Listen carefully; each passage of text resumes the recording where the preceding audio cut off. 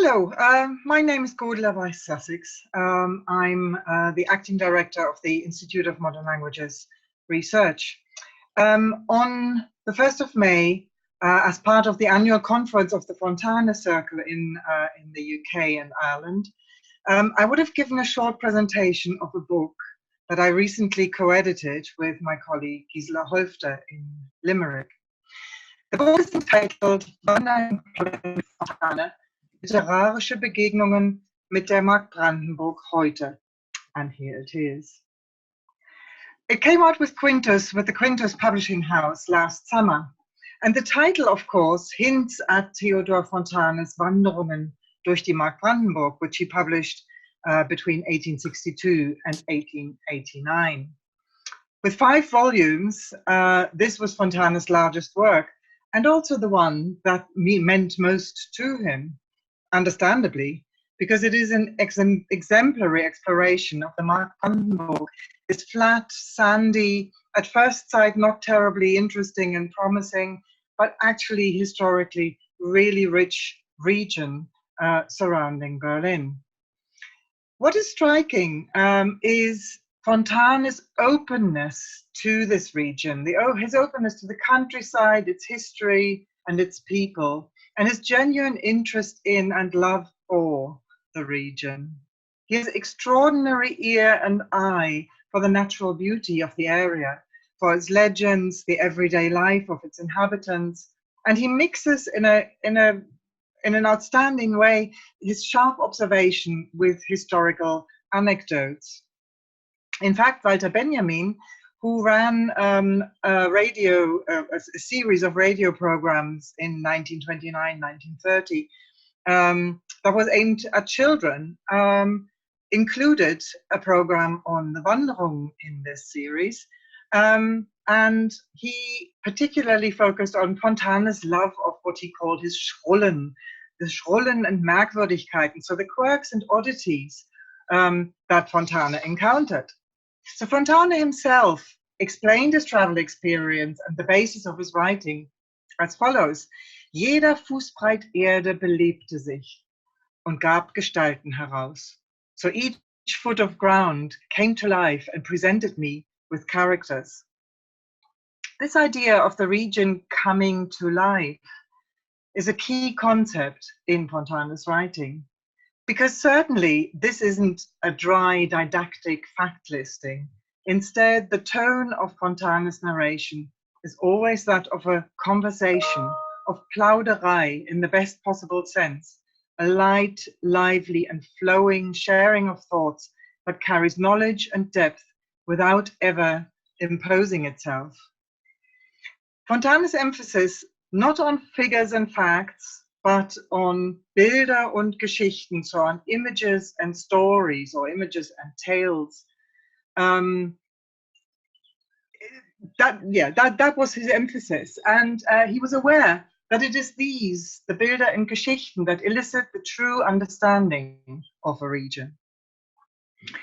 So this is why we went back to his Wanderungen, and we were curious how today's writers would respond to both the book and the region, the Brandenburg region.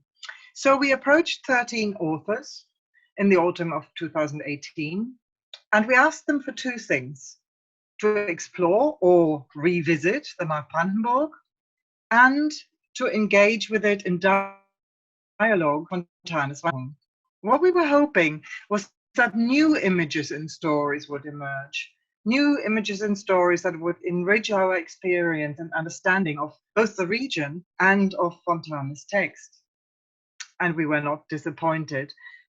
What we received was a real variety of approaches, of emphases, and of voice and tone. Some authors decided to travel in Fontane's footsteps, to recreate his journeys and reflect on the experience in the context of our time. So they were, in a sense, updating Fontane. They were commenting on his work, adding new aspects and inflections by revisiting. Florian Werner, his contribution on the Spreewald is one of these texts. really, it is a humorous riff on the original with the wonderful title Im Namen der Gurke. Other authors have visited areas that Fontane didn't describe in his Wanderung, but they have done so engaging with his strategies, his concerns and observations. So these texts also constitute a dialogue, an extension, as it were, of Fontane's work. Annette Gröschner's trip on the regional train line number 4 is an example of this. And then there are those who've imagined direct conversations with Fontane, a give and take, a sharing, and also sometimes a disagreeing. Katrin Schmidt, for instance, explores Schloss Rheinsberg in the company of Fontane himself. Another thing that we found very, very interesting when all the contributions came in was how the authors embedded the task that we had given them within their own larger projects. So Sasha Stanisic, for instance, treats his contribution as an extension to his fictional world of Fürstenfelde, the village that we all know so well from his novel Vor dem Fest and from his short story Fallensteller.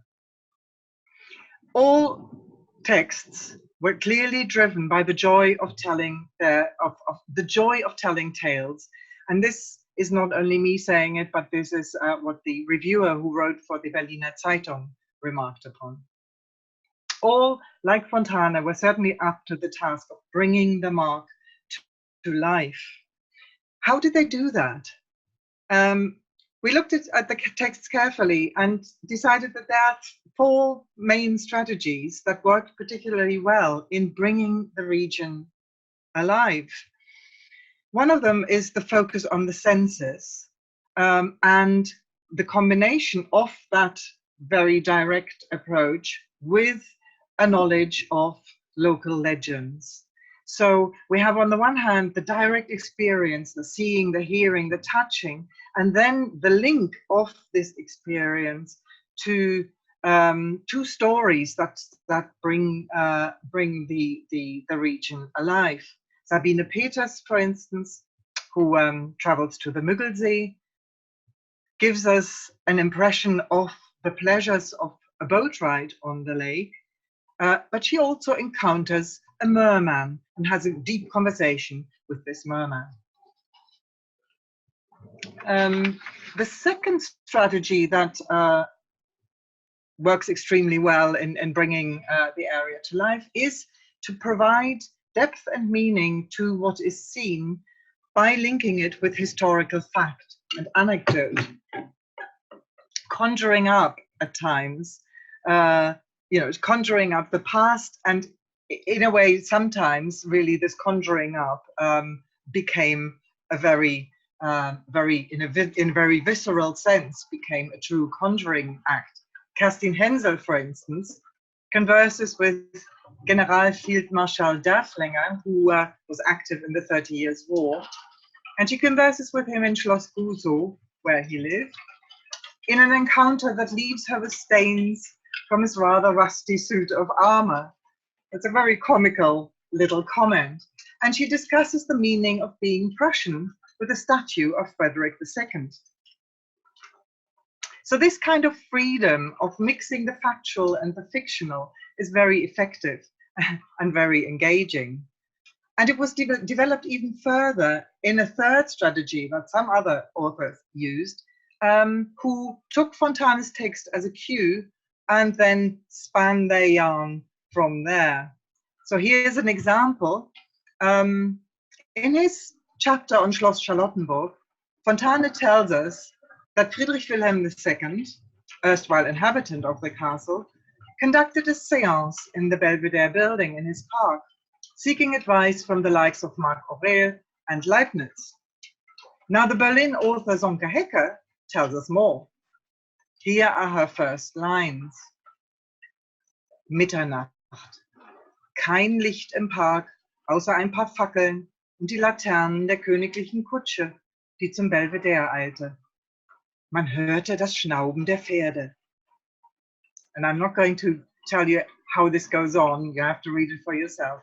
So, but clearly, the storytelling enhances the atmosphere, the tension, and the reader's immersion in the scene. The final strategy that I just want to mention here is that of an intermingling of different temporal levels of Brandenburg history. In this way, depth and meaning is provided or is deepened by encounters that are completely unexpected. Ursula Krechel, for instance, has Walter Rathenau, the brief foreign minister of 1922, has Rathenau meet the Queen. I'm very aware of the thunderstorm that's going down on my head here, but let's not be distracted. So Walter Rathenau meets the Prussian Queen Friederike Luise and explains democracy to her.